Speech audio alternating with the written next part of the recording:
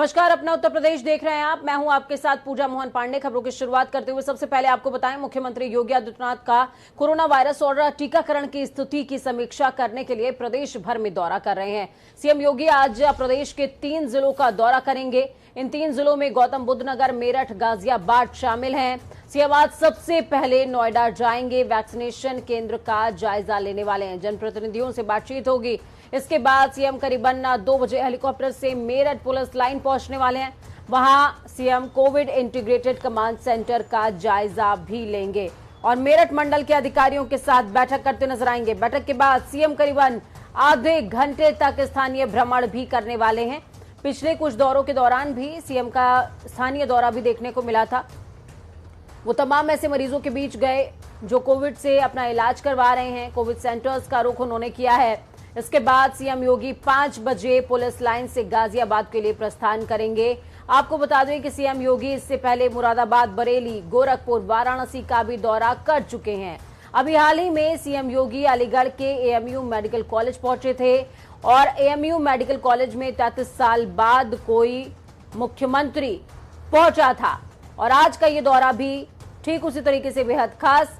गाजियाबाद में जब कल सीएम के औचक निरीक्षण के बारे में पता चला, औचक दौरे के बारे में पता चला, तो सभी अलर्ट मोड पर आ गए थे। तैयारियां शुरू हो गई थी और सबसे बड़ी बात, शहरों से ज्यादा गांवों पर फोकस किया जा रहा है इस बार सीएम के दौरे के दौरान।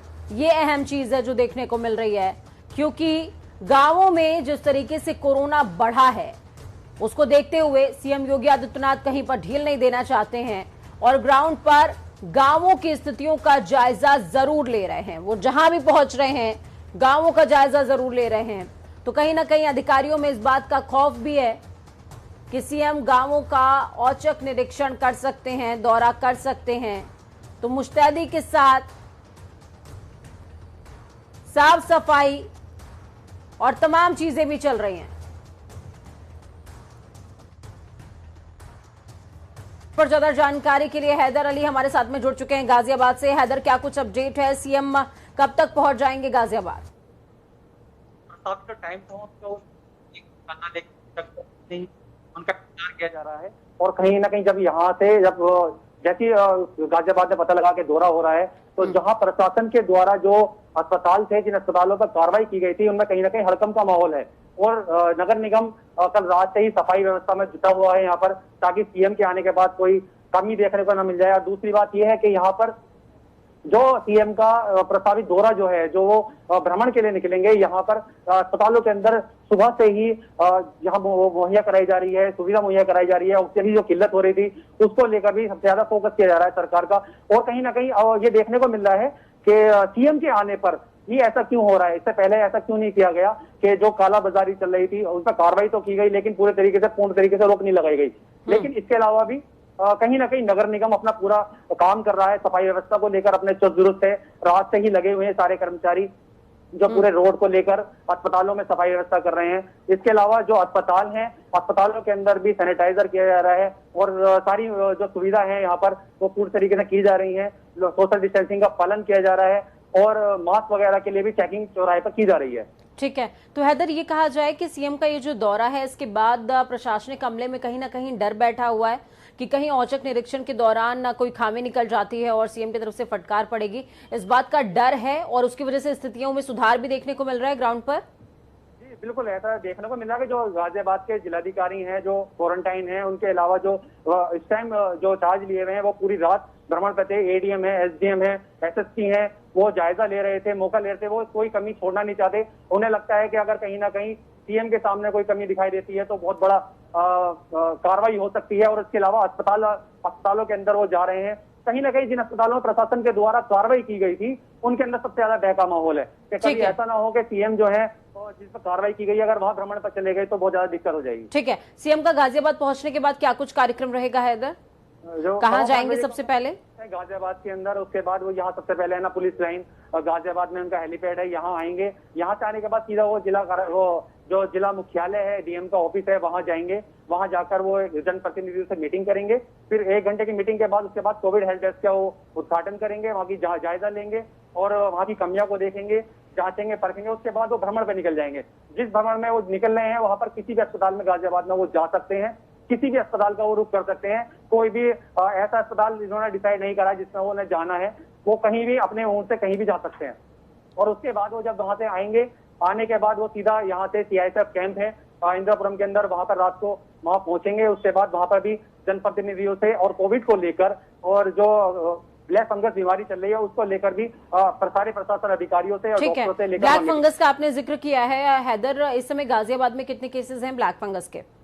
ब्लैक फंगस के अब तक जो देखे गए हैं और लगभग 10 पेशेंट यहाँ पर अभी मौजूद हैं जिनका इलाज चल रहा है। लेकिन अभी तक जो प्रशासन की तरफ से जो अस्पतालों में ब्लैक फंगस को लेकर मुख्यमंत्री जी ने आदेश जारी करे हैं उसको लेकर भी बहुत ज्यादा सतर्कता बरती जा रही है। एमएमजी अस्पताल जो सरकारी अस्पताल है उसके अलावा प्राइवेट अस्पतालों के अंदर भी इस चीज को लेकर बहुत ज्यादा फोकस किया जा रहा है ताकि ये कोरोना की तरह महामारी न फैले। ठीक है, बहुत बहुत शुक्रिया हैदर हमारे साथ जुड़ने के लिए, हम जानकारी साझा करने के लिए। ग्राउंड जीरो पर लगातार नजर बनाए रखिए। खबरों में आगे बढ़ते हुए आपको बताएं, उत्तर प्रदेश में कोरोना वायरस संक्रमण के सेकेंड स्ट्रेन पर कोरोना कर्फ्यू के दौरान काफी प्रभावी असर होने के बाद सीएम योगी आदित्यनाथ ने मंत्रिमंडल के सदस्यों के साथ बैठक के बाद कोरोना कर्फ्यू को बढ़ाने का निर्णय लिया है।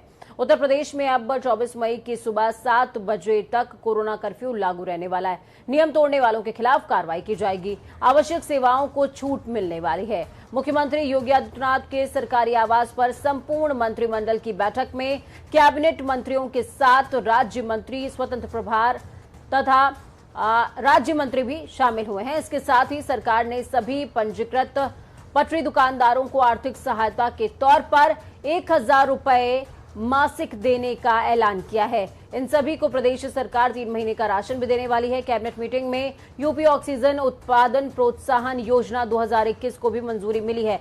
इसके साथ ही प्रदेश सरकार ने सभी कोविड संक्रमितों का उत्पीड़न रोकने के लिए बड़ा फैसला किया। संक्रमितों से ज्यादा राशि वसूलने वाले अस्पताल, फिर चाहे वो सरकारी हो या गैर सरकारी, 3 साल तक सील किए जाने की बात कही है। अगर किसी से भी शिकायत मिलती है तो प्राइवेट हॉस्पिटल से ने अगर निर्धारित दर से ज्यादा वसूली करी तो अस्पतालों का लाइसेंस भी निरस्त किया जा सकता है।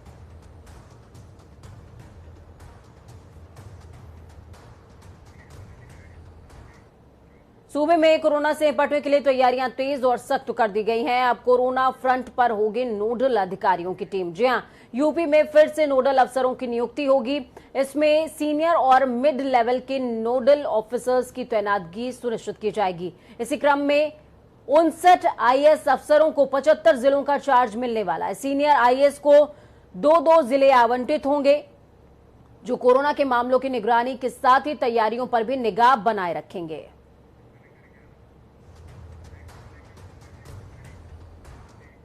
वहीं कोरोना वायरस के संक्रमण से बचाव और महामारी पर अंकुश लगाने के लिए उत्तर प्रदेश की योगी आदित्यनाथ सरकार की खूब तारीफ हो रही है। डब्ल्यूएचओ और नीति आयोग के बाद अब बॉम्बे हाईकोर्ट ने भी यूपी मॉडल की तारीफ करी है। सीएम योगी के बच्चों को कोरोना से बचाने के लिए तैयार किए जा रहे मॉडलों का जिक्र करते हुए बॉम्बे हाईकोर्ट ने महाराष्ट्र सरकार से पूछा है कि यहां यूपी सरकार के ही तर्ज पर पीडियाट्रिक आईसीयू यानी कि पीडियाट्रिक इंटेंसिव केयर यूनिट बनाने पर विचार क्यों नहीं हो रहा है। आपको बता दें कि यूपी सरकार ने कोरोना संक्रमण से बच्चों को बचाने के लिहाज से हर बड़े शहर यानी कि हर एक मंडल तो सुनिश्चित किया ही गया है, साथ में बड़े शहरों को भी चिन्हित किया गया। इसमें उनमें 50 से 100 बेड का पीडियाट्रिक आईसीयू बनाने का फैसला लिया गया। विश्व स्वास्थ्य संगठन डब्ल्यूएचओ और नीति आयोग पहले ही कोविड प्रबंधन के लिए यूपी सरकार यूपी मॉडल की तारीफ कर चुका है। आयोग ने यूपी के इस मॉडल को अन्य राज्यों के लिए नजीर बताया था। बॉम्बे हाईकोर्ट ने भी कहा है कि आप यूपी गवर्नमेंट के ही तर्ज पर तीसरी लहर की आशंका के चलते तैयार क्यों नहीं है। इस खबर पर ज्यादा जानकारी के लिए अनूप हमारे साथ में लाइव जुड़ चुके हैं राजधानी लखनऊ से। अनूप, जिस तरीके से तारीफ हो रही है, बॉम्बे हाईकोर्ट ने तारीफ कर दी, डब्ल्यूएचओ ने तारीफ कर दी, नीति आयोग ने तारीफ कर दी, लेकिन क्या ग्राउंड जीरो पर हालात वैसे ही नजर आते हैं क्या अनूप?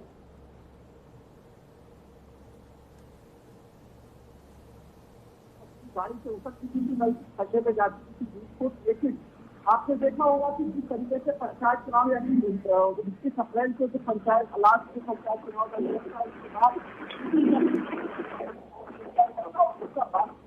लगातार दिखा है। अब वो स्थिति उत्तर प्रदेश की है कि कोरोना नाम मात्र रह गया है। जो करीब उत्तर प्रदेश में 35,000 से ज्यादा कोरोना संक्रमित लोग निकल रहे थे, वो अब जाके बहुत ही कम आंकड़े में रखने की बात। ठीक है अनूप, आपकी आवाज हम तक क्लियर नहीं पहुंच पा रही है। बहुत बहुत शुक्रिया हमारे साथ जुड़ने के लिए, अहम जानकारी ग्राउंड जीरो से साझा करने के लिए।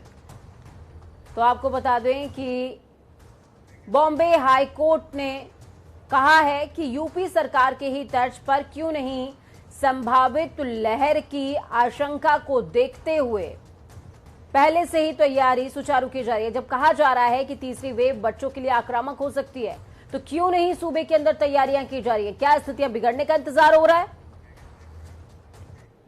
तो वहीं दूसरी तरफ पंजाब के एकमात्र मुस्लिम बाहुल्य शहर मलेरकोटला को जिला बनाने की घोषणा कर दी गई। पंजाब के मुख्यमंत्री कैप्टन अमरिंदर सिंह ने ईद के मौके पर यह घोषणा करी। पंजाब के मुख्यमंत्री की इस घोषणा का विरोध भी शुरू हो गया है।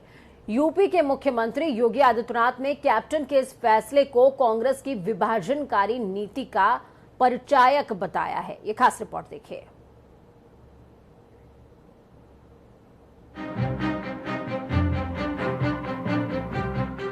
पंजाब के मुस्लिम बहुल शहर मलेरकोटला को जिला बनाने की घोषणा करते हुए पंजाब के मुख्यमंत्री ने ट्वीट कर कहा कि ईद के शुभ मौके पर मुझे ये साझा करते हुए खुशी हो रही है कि मेरी सरकार ने मलेरकोटला को नया जिला बनाने का फैसला किया है। मलेरकोटला पंजाब का 23वां जिला होगा। कैप्टन अमरिंदर ने मलेरकोटला को ऐतिहासिक महत्व वाला शहर बताया है। कैप्टन ने कहा कि मैंने आदेश दिया है कि तत्काल किसी ऐसी जगह की तलाश की जाए जहां जिला प्रशासन का दफ्तर बनाया जा सके।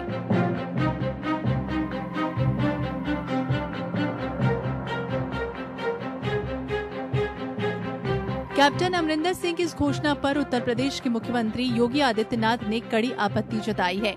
योगी ने शनिवार को ट्वीट कर कहा, मत और मजहब के आधार पर किसी भी प्रकार का विभेद भारत के संविधान की मूल भावना के विपरीत है। इस समय पंजाब में मलेरकोटला जिला का गठन किया जाना कांग्रेस की विभाजनकारी नीति का परिचायक है।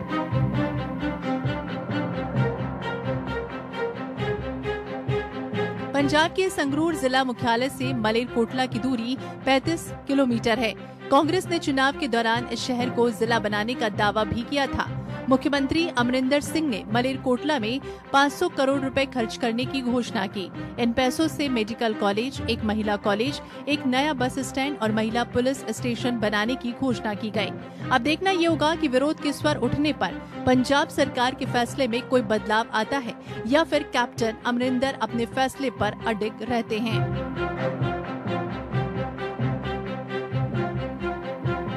Bureau report, INH 24/7 Raipur.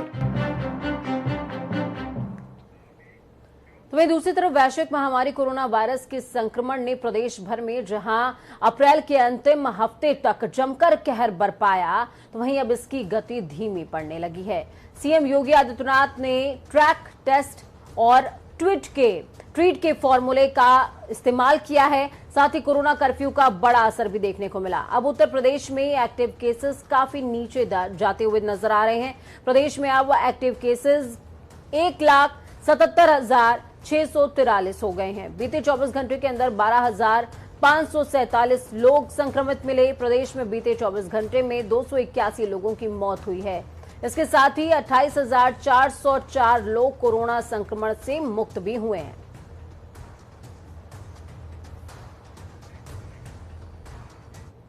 तो वहीं लखनऊ के मेदांता हॉस्पिटल में एडमिट सांसद आजम खान की स्थिति में अभी कुछ ज्यादा सुधार देखने को नहीं मिल रहा है। मेदांता हॉस्पिटल ने आजम खान का हेल्थ बुलेटिन जारी किया, जिसमें बताया गया कि आजम की स्थिति स्थिर और संतोषजनक है। उन्हें अभी भी 4 से 5 लीटर ऑक्सीजन की जरूरत हो रही है। क्रिटिकल केयर यूनिट की कड़ी निगरानी में उनका इलाज जारी है। आपको बता दें, सपा सांसद आजम खान को सीवियर कोविड इन्फेक्शन के कारण आईसीयू में रखा गया है, जहां उनका इलाज सीवियर इन्फेक्शन डिसीज प्रोटोकॉल के तहत किया जा रहा है।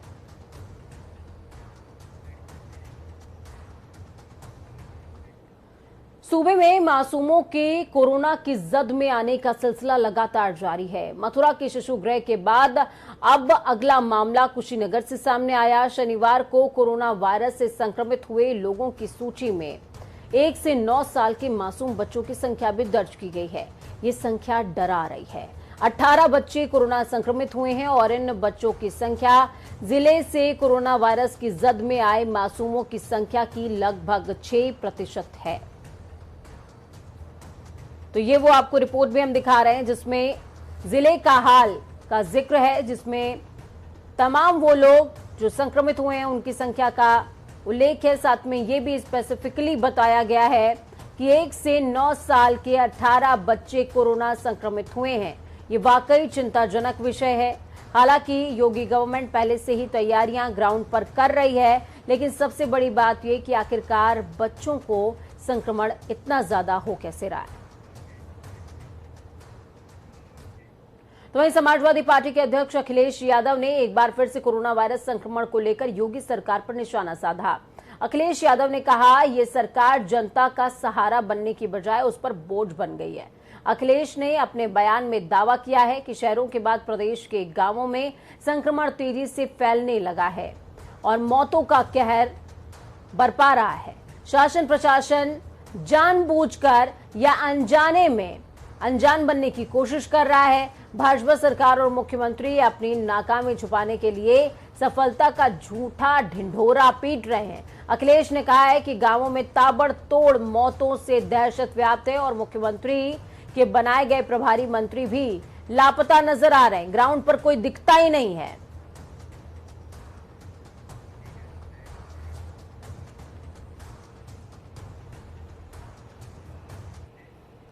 तो अब खबरों में आगे बढ़ते हुए बात होगी कोरोना के कातिल मददगार यानी कि ब्लैक फंगस की। जी हां, तो वहीं ब्लैक फंगस को रोकने के लिए की जा रही तैयारियों के बीच लखनऊ में इसके मामलों में बढ़ोतरी दर्ज की गई है। लखनऊ के केजीएमयू अस्पताल में ब्लैक फंगस के 13 मरीज, तो लोहिया अस्पताल में 3 मरीज मिले हैं। केजीएमयू अस्पताल में भर्ती 13 मरीज कोरोना पॉजिटिव पाए गए हैं, तो वहीं 6 मरीज कोरोना को मात देने वाले हैं।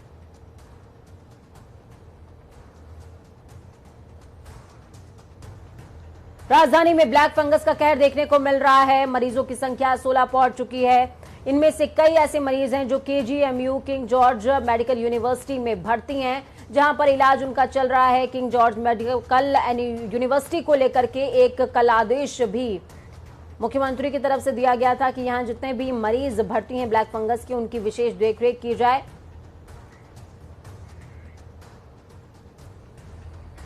तो वहीं यूपी में कोविड संक्रमण की धीमी होती रफ्तार के बीच पैर पसारते ब्लैक फंगस नाम की बीमारी से भी बचाव की तैयारी शुरू हो गई है। मुख्यमंत्री योगी आदित्यनाथ के निर्देश पर एसजीपीजीआई लखनऊ में ब्लैक फंगस के मरीजों की इलाज के लिए 12 सदस्यीय सीनियर डॉक्टरों की टीम बनाई गई है। इस टीम से अन्य डॉक्टर्स भी मार्गदर्शन ले सकेंगे। शनिवार को एसजीपीजीआई के निदेशक डॉक्टर आर.के. धीमान की अध्यक्षता में टीम ने प्रदेश के विभिन्न सरकारी और निजी मेडिकल कॉलेजों के डॉक्टरों को इलाज के बारे में प्रशिक्षण दिया है। ऑनलाइन प्रशिक्षण कार्यशाला में डॉक्टरों को ब्लैक फंगस के मरीजों की पहचान करना, इलाज और सावधानियों के बारे में विस्तार से जानकारी दी गई है। सीएम योगी ने इस मामले में स्वास्थ्य विभाग और चिकित्सा शिक्षा विभाग को निर्देश जारी किए हैं। विशेषज्ञों के परामर्श के हिसाब से ब्लैक फंगस के उपचार में उपयोगी दवाओं की उपलब्धता तत्काल सुनिश्चित कराई जाए, ऐसा निर्देश है।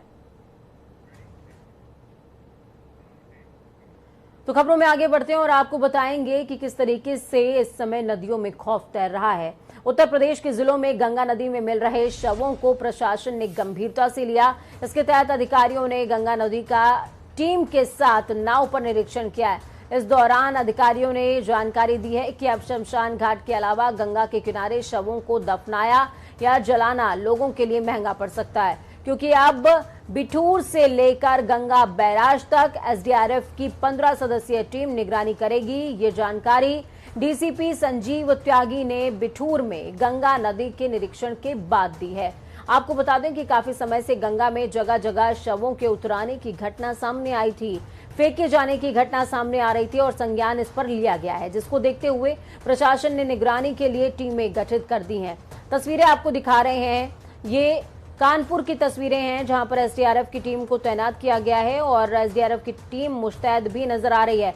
सबसे बड़ी बात यह कि कल ही टीम 9 से मीटिंग के दौरान सीएम ने इस बात का ऐलान किया था कि अब गंगा नदी में 24 घंटे चौकसी रखी जाए, निगरानी बनाए रखी जाए ताकि शवों को गंगा में न फेंका जा सके। तो वहीं चित्रकूट जिला जेल में गैंगवॉर के बाद पुलिस एनकाउंटर से उत्तर प्रदेश में खलबली मच गई है। बांदा के जेल में बंद बसपा विधायक बाहुबली मुख्तार अंसारी की सुरक्षा को लेकर सवाल उठने लगे हैं, जिसको लेकर प्रदेश की योगी आदित्यनाथ सरकार ने बांदा जेल की सुरक्षा को और सख्त कर दिया, चाक चौबंद कर दिया।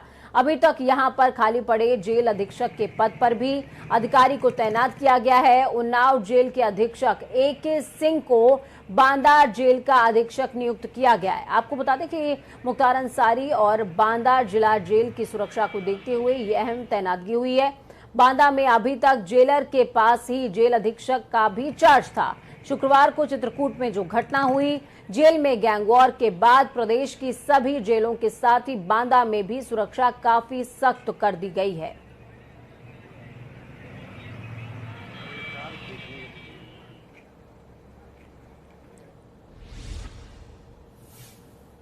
तो आपको बता दें कि अयोध्या में रानी मऊ थाना क्षेत्र पटरंगा के पास एक डबल डेकर बस में शॉर्ट सर्किट होने की वजह से आग लगी है। आग इतनी भयानक थी कि बस पूरी तरीके से जलकर खाक हो गई। बस में करीबन 90 से 100 यात्री सवार थे। सभी यात्रियों को सुरक्षित बाहर निकाल लिया गया है। ये बस जालंधर पंजाब से पूर्णिया बिहार जा रही थी। मौके पर पहुंची पुलिस ने सभी यात्रियों को बस की व्यवस्था करा के उनके गंतव्य स्थान तक के लिए रवाना कर दिया है। तस्वीरें आपको दिखा रहे हैं, तस्वीरें कितनी भयावह हैं इस बात की तस्दीक ये उठता हुआ धुआं ही करेगा। डबल डेकर बस में भीषण आग लगी है। अयोध्या की ये तस्वीरें आपको दिखा रहे हैं। आग से बस पूरी तरीके से जलकर खाक हो गई। फिलहाल जो खबर सामने आ रही है वो ये कहती है कि 90 से 100 यात्री इस बस में सवार थे, जिनको सुरक्षित बाहर निकाल लिया गया है। दूसरी बस में बैठाते हुए इनको इनके गंतव्य के लिए भेज भी दिया गया है। फिलहाल जांच का विषय है कि आखिरकार ये जो आग है वो क्यों लगी। यहाँ पर वक्त छोटे से ब्रेक का, ब्रेक के उस पार खबरों का सफर लगातार जारी है। बने रहिए जनता टीवी के साथ। हाँ, अपना और अपनों का बहुत ज्यादा ख्याल रखिए।